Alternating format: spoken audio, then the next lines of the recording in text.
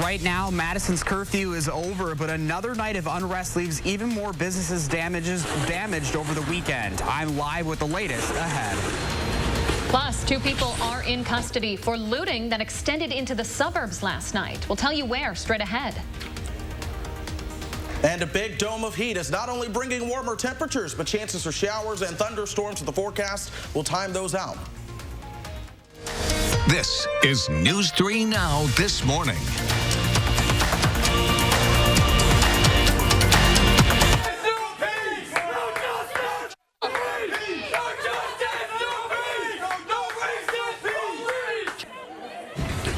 Peaceful protest followed by destruction. This morning, we're seeing new businesses targeted and widespread damage on State Street. Josh Sprider is on State Street this morning with a look at some of that damage as the cleanup has already begun. Josh? Good morning, guys. Yeah, the site behind me is pretty common here across State Street last night. We're at the Under Armour store just across from State Street Brats. You can see some of the up and boarded up, but those riders last night taking advantage of whatever was left and looting a lot of these stores along here. You can see the broken glass. I spoke to a security guard that said she saw people going through there throughout the night trying to see whatever merchandise they can. A lot of graffiti throughout downtown. You can see BLM, which we can only assume for meaning Black Lives Matter. We also see a lot of these businesses have signs. This one's saying family business, stay safe, love your city crew. We've also seen some that have said owned by minority, Black Lives Matter. What also has been truly amazing is just like we saw yesterday, we've seen people already coming out to try and help clean up and help these businesses get back on their feet. We spoke to this gentleman earlier on the show. This is Sam. He is out here trying to help out. Couldn't sleep and felt like he had to do his due diligence to come out here and help clean up some of the glass along here. And Sam's not alone. We're already seeing some people out here in the early morning hours on this Monday trying to get those people up and going. You can see people across the street there. The owner of State Street Brats over there also cleaning up, trying to assess the new damage from overnight. So that curfew is now out. We know the National Guard moved out of here. Our crews saw them around midnight boarding those buses, and hundreds of officers have still been patrolling this area, and we do know around 15 people were arrested. We'll have more of the damage coming up throughout the show. Guys? Hey, Josh, real quick. If we have time, I would like to ask Josh a question, but we'll move on. The damage left from last night's protest extends beyond State Street. You're taking a look at some dumpster fires that were near the Capitol. So the video you're looking at here is on Langdon Street, which is home to a lot of UW-Madison's Greek life. People who live on that street came out to help. You're seeing them dump buckets of water on that fire to help firefighters put it out. Breaking new video into the newsroom this morning of damage caused after looting at the Sun Prairie Target. Take a look at this. Police say they do believe this is related to the demonstrations in downtown Madison last night. As the suspects tried to make an escape, they hit and damaged a police cruiser. That's what you're looking at. Officers are still looking for that car this morning. Police chased one of the other cars involved onto the interstate at one point. As a result, they have 2 people in custody facing charges. Casimir Kipton and Levette Brown, both facing different charges. Those include burglary, felony eluding, and party to a crime. Target will be closing stores across the country because of situations just like that one.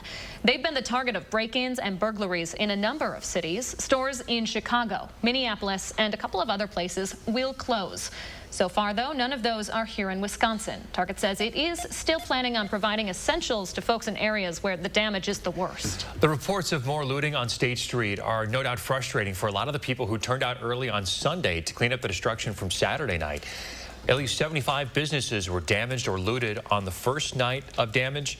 Hundreds of people then showed up early Sunday. A lot of them had brooms in hands and cleaning materials to really make a good effort to clean that street up. Those businesses, they worked through the day. These volunteers were there all day on Sunday washing off graffiti, and then more damage and destruction last night. We don't have an estimate yet on how many businesses were damaged last night. To help those stores and restaurants that are recovering, the Boys and Girls Club has organized its Downtown Emergency Relief Fund, and it's already surpassed its $100,000 goal. Money raised will go toward the city and the downtown business district to help with their relief efforts. In just a couple of minutes, we're going to be talking with Michael Johnson about this effort and what we need to do as a city to move forward. All right, 6:04 right now. Let's check in with Chris Reese. We have a chance of some rain today, don't we? On top of it, thanks, Chris. 6:06 now. The Minneapolis police officer charged with the death of George Floyd is now in a more secure facility.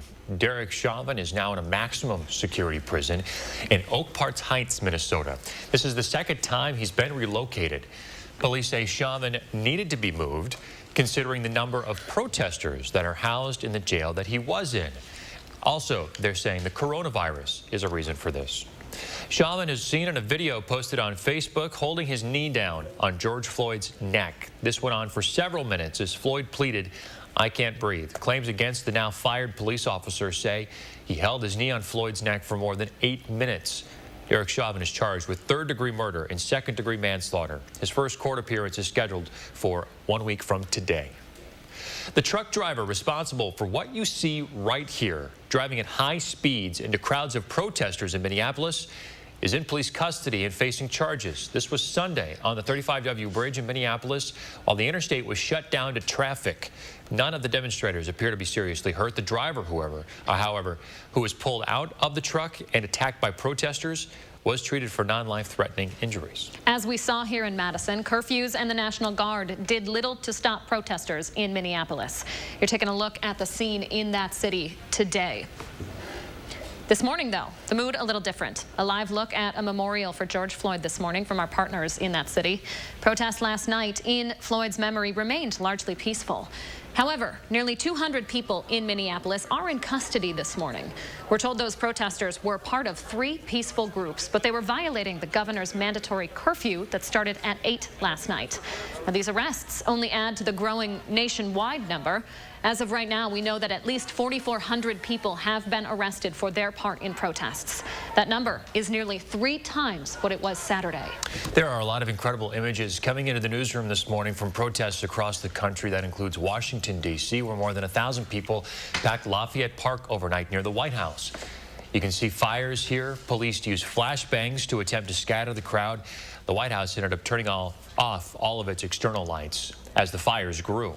Fires also burning in other major cities overnight. A sight we saw in Madison just a couple of nights ago here. Police cruiser on fire. This is in the city of Boston around 10 o'clock their time. The cruiser was parked and unoccupied when a group of people surrounded it, kicked in some of the windows, and hit it with some objects before lighting it on fire. In Des Moines, it was a mostly peaceful protest overnight with officers joining in. Take a look at this video. Several members of the police department, dressed in their crowd control gear, kneeled in solidarity with protesters for 2 minutes.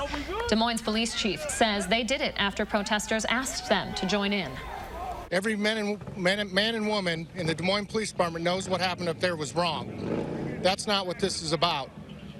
We've had a lot of violence, we've had a lot of unrest, but what we had tonight was a peaceful protest.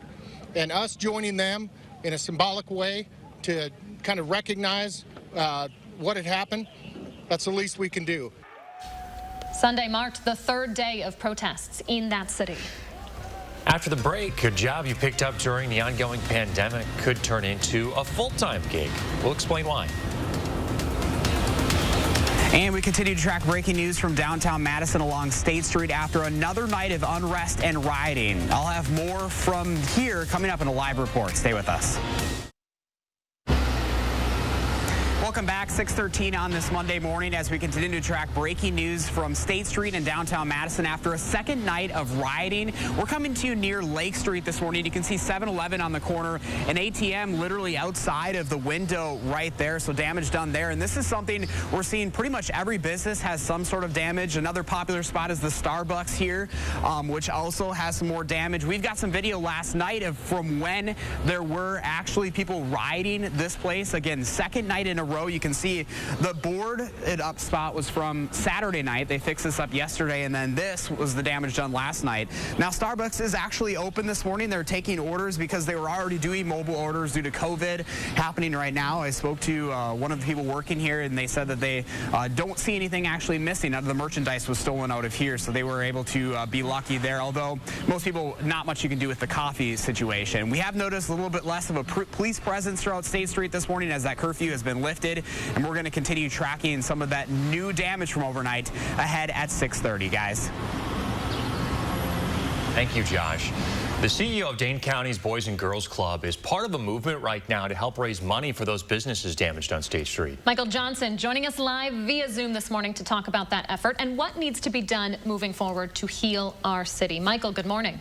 Hey, good morning. Thanks for having me on. I'm taking a look at your fundraiser right now. You're at $125,000. You told us 2,300 donors, and a lot of this money is going toward women and minority-owned businesses. That's a big deal in just a couple of days. Yeah, we wanted to make sure after we saw, what was happening, downtown, a lot of those downtown businesses support, the work that we do in this community. So we immediately launched a GoFundMe page and worked with a Facebook group called Dane County Neighbors Helping Neighbors. And within, I think, 12 hours, we raised over $100,000. Now we're at $135,000 with 2,300 people contributing. And given what happened last night, I'm hoping we can raise $200,000 to help rebuild and support those businesses, downtown. A lot of these businesses, some don't have insurance. Some, 70% are people who, live in our community, right here in Dane County. Some of those businesses have high deductibles at as high as $25,000. And we just wanted to be able to provide some relief and some support to them as we go through these challenging times. Now, Michael, with everything that's happened over this last week, including what you saw in our city over the weekend, how are you feeling this morning? I'm tired. I'm angry. I am upset about what happened to, George Floyd. How can you not, be upset? How can you not be angry to see, another black man killed at the hands of a police officer? But I'm also hurt to see that, I believe in peaceful protests. I believe in allowing people voices to be heard. But it breaks my heart to see young people catching felonies, burning police cars, looting and breaking into stores. That is not the route to go. And I've worked with families like this all the time that have been killed and involved in officer-involved shootings. And that doesn't give us the right to burn things, to break into private property. It's just not something I can encourage, support, and would just ask, the people who are doing this. It takes away from the narrative. It takes away from, I think, seeking justice for George Floyd and his family. They would not want to see us burning down police cars and breaking into Target. And I personally just can't support that, but I also understand why people are fed up. People are fed up of being, over police. People are fed up from paying, you think of all the payday loans that's in neighborhoods. People are fed up of all the injustices that take place, all over this country. So there's a lot of built up anger and energy that's in our community. And I just want to ask people to continue to protest peacefully, but just be careful. It is not worth I think a young person was charged yesterday with a felony. It is not worth you damaging your reputation, damaging your future, and you could particularly hurt somebody. You go and burn down, a building or somebody's property, and somebody is in there, and you end up being incarcerated for the rest of your life. So it's just not worth it, and we got to be careful. Really briefly, Michael, what do we need to do as a city to move forward at this point? So I'm writing an op-ed, and I talked about this the other day when we had our town hall meeting with police chiefs. One, I think every citizen in every municipality need to talk to their police chief and their police board and look at their use of force policy and make sure they look at it from a equitable lens. One, I strongly encourage protests, town hall meetings, and discussions. I think those things are very therapeutic, and we need to continue to have those conversations, but they also need to be outcomes that come out of it, and our philanthropic community should support those outcomes. Three, I would say we need to continue to raise resources for the businesses downtown, for George Floyd and his family, and to make sure that we continue to address these kinds of issues. 4, I'm going to say to my nonprofit partners and to our schools, we should have targeted programs to support Black families who are traumatized by these issues right now. And it's okay to say we're going to program and provide mental health services and targeted programs for families who are traumatized by these kinds of issues. And then the last thing I would say, we have to address the racial disparities that we have in this region. We've been talking about these issues for more than 50 years. And part of this built up anger and frustration is around some of the challenges that we face as a community.